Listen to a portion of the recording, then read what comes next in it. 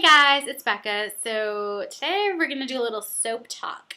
Talk about some soap operas because Mama likes her soaps. She likes to watch her stories.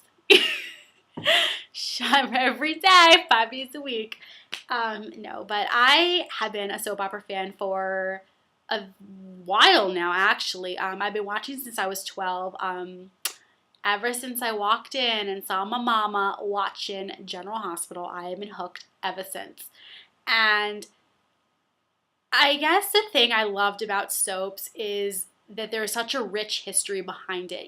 There's fans stemming back years and years and years to when, it first started airing to right now. And there's just such a vast history to there. And a lot of the people who have been on have gone on to have really great careers, or they've become these legends. And it's just incredible to, you know, kind of be a part of that journey, to watch it happening on screen.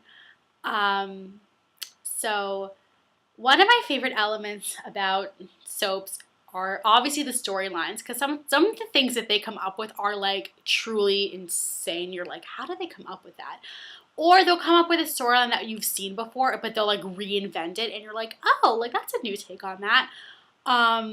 And I know a lot of people think that soaps are cheesy, and they can be, I will admit, but at the most part, they're very entertaining. They're very entertaining. They're very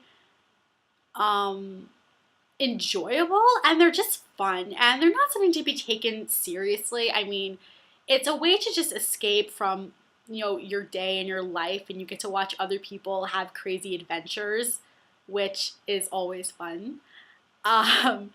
So I wanted to talk about GHA because I feel like, a lot of soaps are not around anymore because of ratings and money issues and what have you. And it's really sad because, everybody who's grown up watching these soaps and has a history with it, and, they're no longer there. And it just breaks your heart. It's really sad. But I'm so happy to the test of time, and they're going on 51 years. They're like the longest running soap opera ever, which is crazy. I can't believe it's like 51 seasons. 51 seasons. Like, can you imagine? That is insane, and it's incredible at the same time. So I wanted to talk about some of my favorite storylines and some of my favorite couples throughout the years, and what I hope happens, and what, I don't know, just my thoughts on it in general. So this might be a long video. I might split this into two parts because, I don't know if you guys want to hear me ramble all the time. So what I'm loving right now, I'm loving that there is a lot of wrapping up with storylines. Like, storylines aren't lasting months and months and months and months. Like, they kind of start on a good note and then they end on a good note. It's not just like there's a good trajectory. It goes up and down and then it stops and it runs its course and then it's done. And I love that they're not dragging them out, because I remember when I first started watching, they would drag storylines for such a long time that once they were done, you were like begging. You're like, okay, like, we get it. We get this person's baby isn't her baby. Like, can we wrap it up? Do we need 12 months for you to tell me that? Like, seriously, it's crazy. The acting has been really, really amazing. There's been some incredible writing, especially for Maurice Benard, who plays Sonny Corinthos, the resident mobster. He's had some amazing work. I mean, he's an incredible actor to begin with, but what they've given Sonny to do the material is incredible, with the shooting of AJ and how he's conflicted about telling his son Michael, and because AJ is Michael's biological father and Sonny adopted from him, and there's been this war between him and Sonny for so many years, and it's crazy. And I love, like, the history. I love that, like, a lot of the history is starting to come back and they're referencing that again. I love when soaps reference history, like past history of other characters, and they acknowledge it. Like, it just makes you smile inside and, you know, be really happy about your life. So yeah, and so one of the things I'm not liking, I'm not liking that they're not giving certain actors enough to do. I'm not going to mention which ones, but there's some actors and characters, if you watch, they don't give them enough to do, and I feel kind of bad because they're so talented, and it's like, give these people something to do. I'm not a big fan of this Nina Clay storyline. Basically, long story short, Nina Clay was the wife of Silas Clay, who was played by Michael Easton, who was on Port Charles with Kelly Monaco, and they're now, like, together. And this whole storyline's been dragging on, and I'm kind of annoyed by it, and I'm like, okay, we get it, like, she was in a coma, and this and that, and they're trying to blame Ava for the murder, and blah. It's like, can we move on for 1 second? Okay, my computer's about to die, so I'm just gonna go run and get my charger. I'll be right back. Sorry about that, but now my computer's not gonna die. Alright. Short break. Where was I? It just goes on, and it just, I don't know. I just wanted to wrap up already. I'm not a big fan of the couple together in general. Like, they kind of bother me. I really want her with Jason.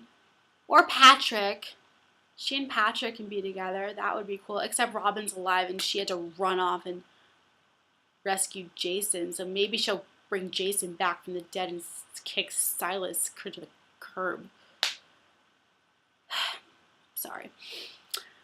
And not that they've been doing this a lot, not that they've been, you know, talking about this a whole lot, which I'm really grateful that they haven't been, but I do not like Franco.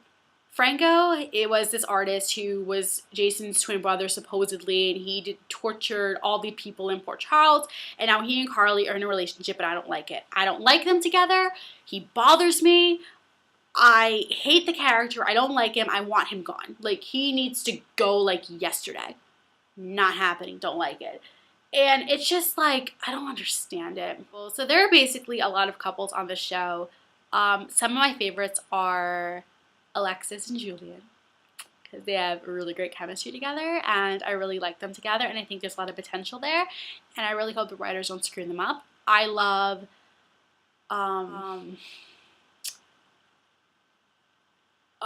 you know what, I really only like them right now, and I want Nicholas and Elizabeth together, because I don't want her with Rick, who's her ex-husband, who's Sunny's half-brother, who's a jerk and a liar, and I don't like him. He needs to go away.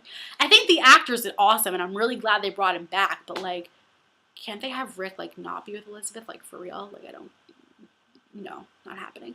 Because okay, here's the thing. I really want Nicholas with Emily, but her character died, so I feel like him being with Elizabeth is, like, the next best thing. So, me being the selfish person that I am, I want them together. And so I really hope that they do bring them together, because she needs to be with somebody who is not Rick and all this stuff. She don't need Rick. Elizabeth don't need Rick. Rick, leave her alone, and Elizabeth, run away. Just, no. So, yeah.